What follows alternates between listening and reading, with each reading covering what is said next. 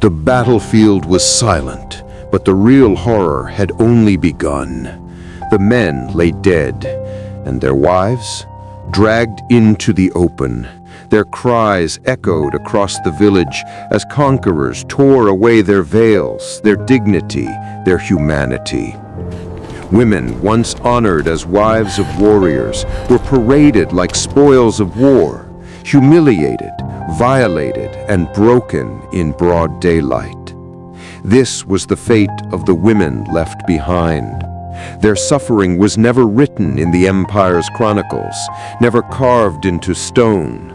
Yet in their silence lies one of history's darkest truths, the untold story of the wives of fallen warriors in the Ottoman Empire. The silent defeat. What happened to the wives after the battle? The battle was lost. The dust of the battlefield still hung in the air. The corpses of Ottoman soldiers scattered like broken shields across the plain. But the true horror began not with the clash of swords, but with the silence that followed. Beyond the bloodied field, in nearby villages, the wives of the fallen warriors waited. They had prayed for their husbands' victory, clutched their children tight, and whispered verses into the night. But when the army failed, their world collapsed in a way no chronicler dared record. The conquerors swept in, not as soldiers anymore, but as predators. To them, the wives of fallen warriors were no longer women with dignity, names, or families. They were spoils, living trophies of victory. And so began the ritual humiliation that defeat always carried in its shadow. Daylight made no difference. Women were dragged from their homes in mid-noon, their veils torn, their cries ignored. To strip a woman of her modesty was to strip their entire community of honor, and the invaders knew this well. Some women were paraded before jeering crowds, forced to endure acts that would forever mark them. It was not only their bodies that were violated, but their identities, their place in the world. What had been private became public shame. For centuries, this was a grim reality across battlefronts in Europe and the Middle East. The Ottomans themselves, in their victorious days, often used the same brutal code. Conquer not just the land, but the women of the enemy. And when the tables turned, when Ottoman banners fell, Ottoman women, too, felt the merciless weight of that code. In the chaos, families were torn apart. Children screamed as soldiers wrenched them from their mothers' arms, sometimes selling them separately in distant markets. The youngest and most beautiful women were chosen first by commanders, claimed as prizes, forced into tents or dragged into enemy strongholds. Others were marched in groups, bound by rope, their futures reduced to a single fate: captivity. Those not taken into immediate bondage were herded into slave caravans. Across the Balkans, after Ottoman defeats, widows and daughters of soldiers were transported to cities like Buda, Belgrade, or even Venice. There, under the gaze of merchants and nobles, they stood on auction blocks. Traders examined them like livestock, prodding and bargaining. A woman's tears mattered little. Her value was measured only in the profit she could yield. But the torment was not always hidden in distant markets. Often, humiliation was made a spectacle. Chronicles from the 15th and 16th centuries note that captives were sometimes displayed in town squares, their suffering turned into a warning. This is what happens when the Ottomans lose.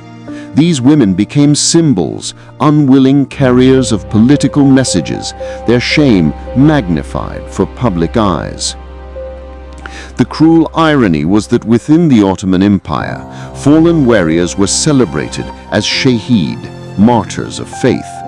Their names were remembered, their graves honored, yet the wives they left behind were erased, abandoned to hunger, gossip, or exploitation.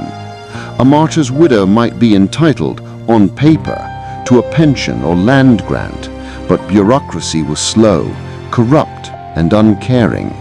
By the time the wheels of law turned, many had already been reduced to begging, or worse. Some fell prey to men in their own communities. Officials, neighbors, even distant relatives saw opportunities in their vulnerability. A widow alone, without protection, was easy to coerce. Some were pressured into forced remarriage, not out of kindness, but to transfer property into another man's hands. Others, driven by sheer starvation, slipped into prostitutes in Istanbul and frontier towns, where their honor was further devoured by a society that first abandoned them, then condemned them. Imagine a widow in a small frontier village after the disastrous defeat at Mohacs in 1526. Her husband, a Sipahi cavalry cavalryman, has fallen. She clutches her 2 children as Hungarian soldiers pour into the settlement. Her house is looted, her veil ripped away, and she is shoved into a column of captives. For weeks she marches with bleeding feet until she reaches a market square. There, her children are torn from her side, sold to different buyers. Herself is placed on an auction block. What is her fate?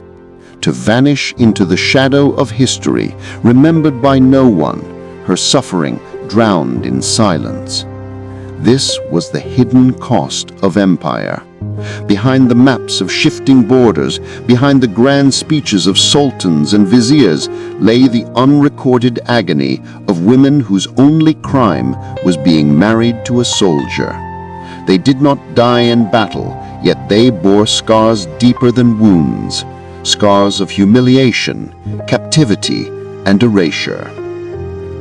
For the Ottoman state, these stories were inconvenient. Chronicles praised conquest, mourned noble losses, but rarely mentioned what befell the women left unprotected. Yet in the silence of villages, in the whispered laments passed from mother to daughter, the truth lived on. War devoured not only men, but the very dignity of the women who survived them. And so the wives of fallen warriors became shadows, victims of defeat, ghosts wandering the margins of history. Their stories, suppressed in official memory, survive only as fragments in foreign chronicles, local gossip, and the silent terror that haunted every woman who watched her husband march off to war. When victory meant widowhood. In the Ottoman chronicles, there is a word that carries weight like no other: shaheed, martyr. A soldier who fell in battle while the empire triumphed was honored as one who had died for God and the Sultan. His name might be inscribed in prayers, his memory lifted as an example of sacrifice. For the empire, his death was glorious. But what of his wife? For her, victory brought no glory. It brought an empty bed, hungry children, and the heavy burden of a title she never asked for, the widow of a martyr. On paper, the Ottoman system had mechanisms to care for these women. The empire claimed to provide pensions, small land grants, or even stipends of bread and oil from local treasuries. Judges, Qadis, were tasked with recording the death of a soldier and ensuring his wife's rights. But these rights lived more in law than in life. Corruption was common. Payments were delayed for months, sometimes years. Officials skimmed off portions for themselves. By the time a widow received anything, her situation was often desperate, and desperation left her vulnerable. In a patriarchal world, a woman without a man was considered incomplete, even dangerous. Communities whispered about her, judged her, treated her both as an object of pity and suspicion. Some neighbors pitied her children and offered help. Others eyed her land or her beauty. Inheritance laws dictated that she received only a fraction of her husband's estate. Sons, daughters, and sometimes even distant male relatives claimed the rest. If she resisted, she faced lengthy court battles she could not afford. The state encouraged widows to remarry quickly. Officially, this was to provide them protection and stability. In practice, it often meant pressure. Marry a brother-in-law, a cousin, or even an aging official who wanted property or simply desired her. Refusal was dangerous.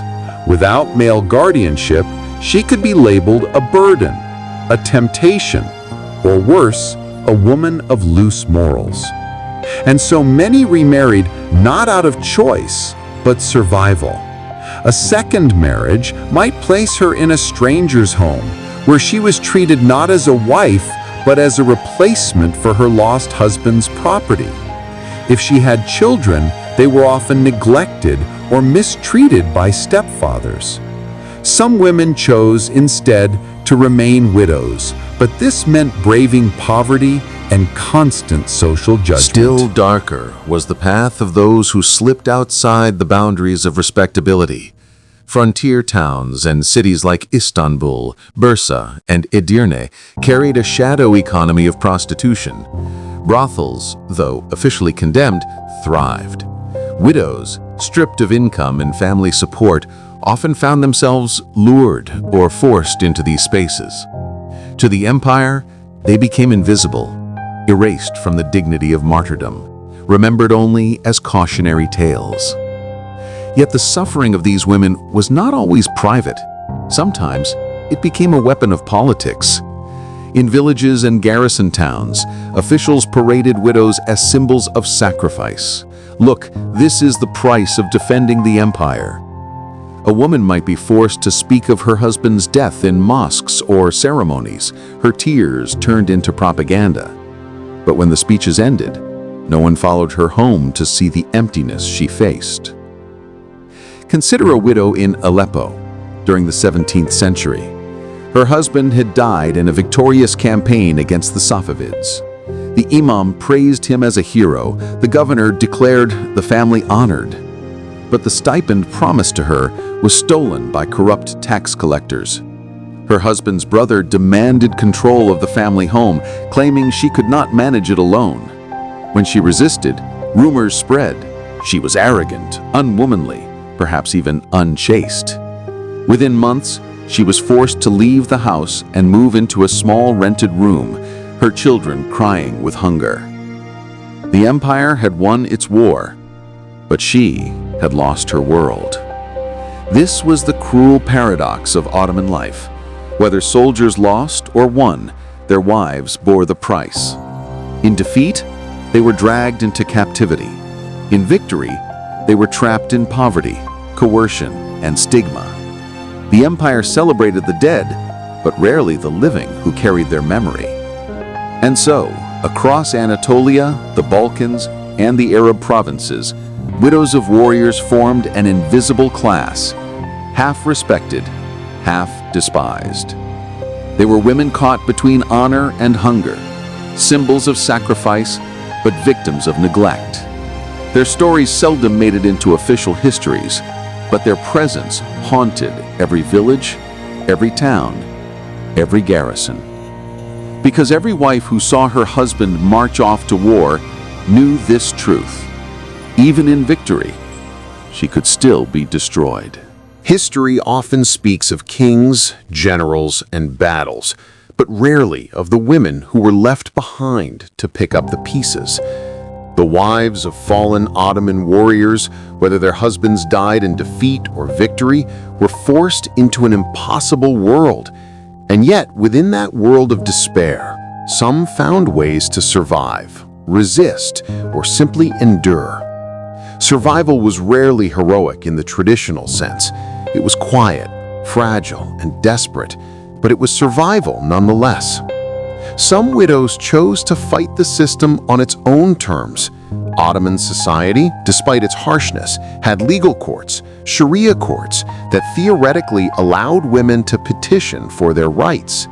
Widows marched into these spaces, veils pulled low, children at their side, and demanded what was owed to them: unpaid stipends, shares of inheritance, or the return of stolen property. Court records from Bursa, Edirne, and Damascus reveal their struggles. Pages of dusty registers still carry the voices of women pleading with judges. "My husband died in the Sultan's service. The stipend is late. My children are hungry." Sometimes they won. A corrupt official was forced to release withheld funds. A greedy brother-in-law was ordered to return stolen land. But often the victories were hollow. Judges favored men, and bribes spoke louder than law. Even when women succeeded, the money was meager, barely enough to buy bread for a month. Yet these moments mattered. They showed that women did not always remain silent victims. They used the cracks in the empire system, however narrow, to carve out space for survival. Others chose another path: disappearance. Frontier lands were dangerous, and widows knew that staying made them vulnerable. Some fled their villages altogether. They took their children, gathered what little food they could carry, and vanished into the anonymity of larger towns. Istanbul, Bursa, Aleppo, Cairo all became magnets for displaced widows. In cities, they could blend into the crowd, take menial jobs as laundresses, seamstresses, or servants in wealthy households. Some hid their past, never mentioning their husbands' deaths, inventing new names to escape stigma. But anonymity came at a price. Without family or community ties, widows lived on the edge of poverty. Many ended up in the city's poorest quarters, where crime, disease, and exploitation thrived. Some fell into debt slavery, selling themselves into service for years just to feed their children. Yet even this was a kind of freedom. In anonymity, they escaped the prying eyes of neighbors and the suffocating expectations of community honor. Not all widows accepted their fate quietly.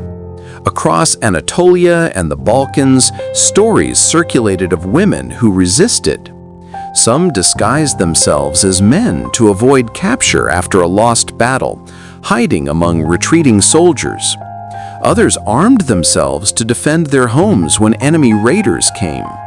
A few even turned to banditry, joining outlaw groups in the mountains, where they became legends whispered in taverns and markets.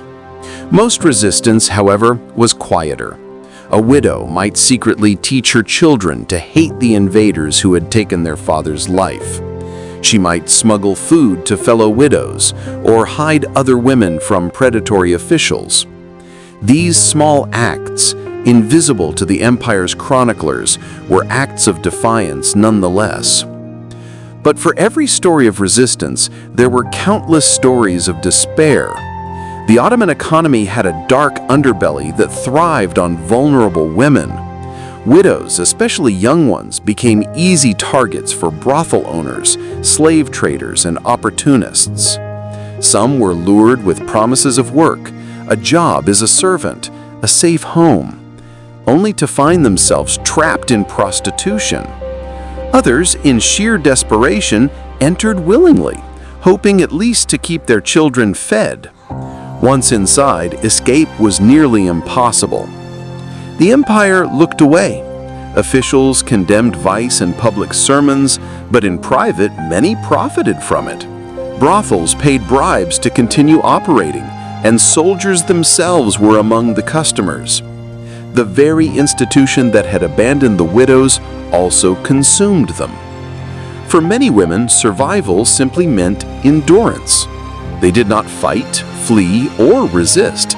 They simply endured, living day to day, begging when they had to, watching children starve, and waiting for time to erase them. Their names never entered court registers. Their stories never reached chronicles. They were ghosts in their own lifetimes, erased not by sudden violence, but by the slow violence of neglect. Imagine a widow in a small Anatolian village in the 17th century. Her husband died gloriously in battle, but his stipend never arrived. She tries the court, but loses. She remarries briefly, only to be cast out.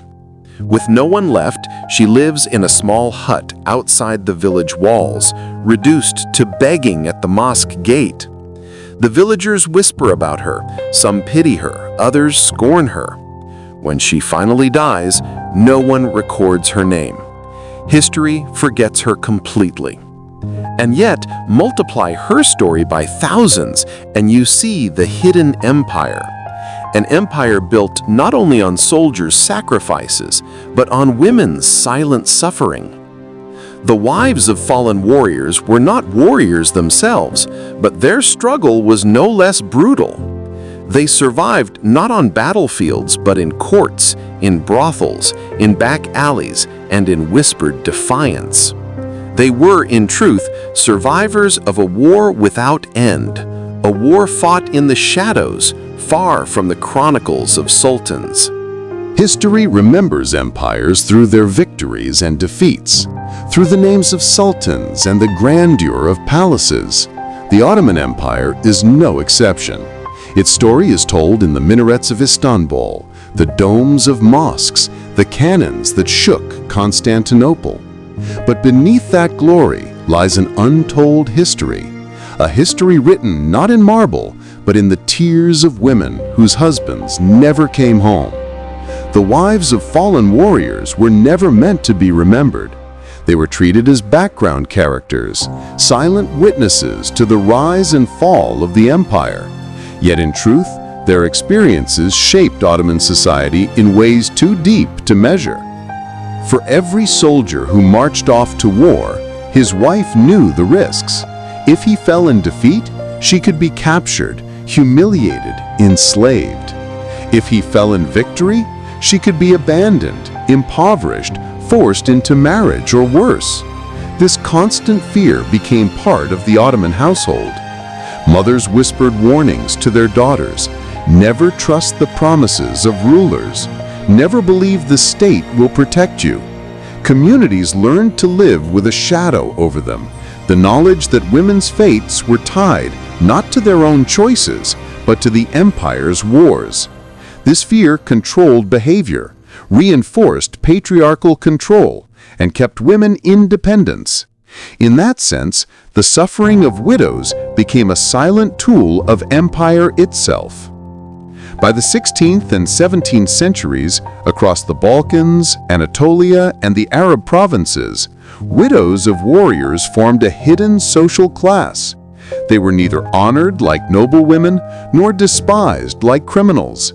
They lived in between, pitied, stigmatized, sometimes exploited.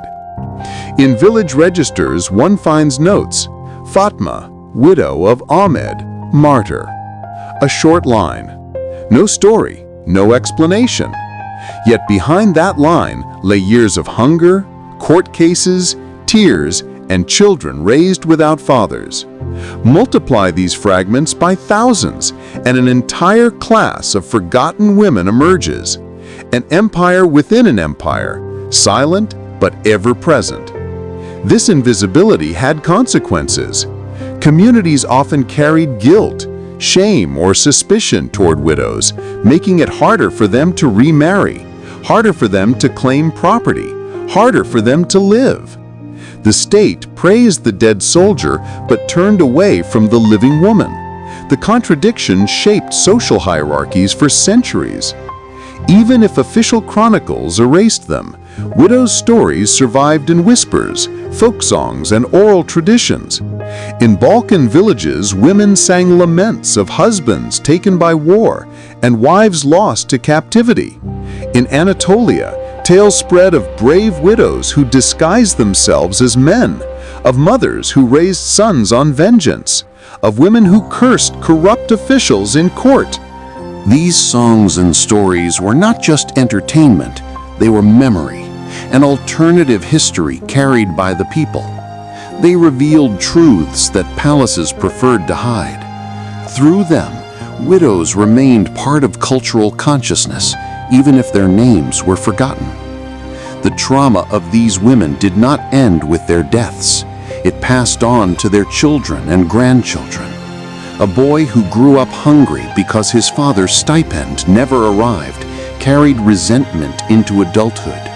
A girl who saw her mother humiliated carried shame into her marriage.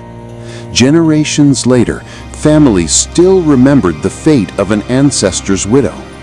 These memories shaped attitudes toward the state, toward war, toward trust in authority. They created skepticism, bitterness, and sometimes rebellion. Behind peasant revolts, behind resistance in the provinces, there often lurked the silent anger of families who had lost too much and received too little. Today, the ruins of the Ottoman Empire stretch across 3 continents. Tourists marvel at mosques, palaces, and bazaars. Yet rarely do they ask, what happened to the women left behind in war? The story of the wives of fallen warriors is not just Ottoman history. It is a mirror for all empires. Across time and geography, women have borne the hidden cost of war. Through captivity, poverty, exploitation, and silence. Their suffering is rarely inscribed in monuments, but it lingers in memory, in culture, in the hidden currents of society.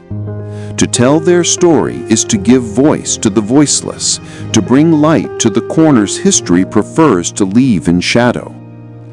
Picture, if you will, an unnamed widow in 17th century Istanbul. Her husband died gloriously in battle, praised in sermons as a hero, but no pension came, no help arrived. She raised her children alone, working as a laundress, begging when she had to. She grew old in obscurity, died in silence, and was buried in an unmarked grave. The empire forgot her. The world forgot her. But if we listen closely to the echoes of history, her footsteps remain. They remind us that behind every soldier's death, behind every empire's glory, stand women whose lives were shattered, women whose names we may never know, but whose silent suffering shaped the very fabric of history. And that, perhaps, is the darkest untold truth of all. If this story shook you, hit that like button, leave a comment with your thoughts, and subscribe for more dark, untold history from the past. Because some stories are meant to be remembered, even when the world tried to forget them.